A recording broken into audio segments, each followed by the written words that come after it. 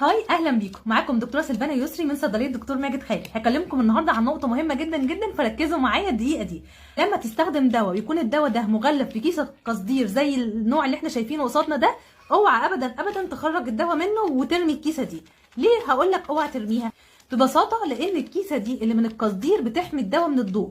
الدواء اللي بيتحط جوه الكيسه زي كده، ودي انواع محدده وهقول لكم امثله عليها هنا في الفيديو. الحاجات دي بتكون الماده الفعاله حساسه جدا جدا للضوء، وبالتالي لو الماده الفعاله دي اتكسرت انت مهما استخدمت الدواء ده مش هتخف. علشان كده انا بقول لك اوعى ترمي كيس القصدير ده. في نقطه تانية كمان، ساعات بيكون في كيسه بيضه بيكون فيها ماده السيليكا جيل، بتبقى فيها ماده حافظه، بتبقى موجوده في ادويه برده كتير جدا جدا ومحطوطه برده نفس جوه كيس القصدير. برده اوعى ترميها علشان الماده دي بتحافظ على الدواء من الرطوبه، وبيكون الدواء ده حساس تجاه الرطوبه، وبرده الماده الفعاله هتبوظ لو وصلت له رطوبه. فلو سمحت اوعى ابدا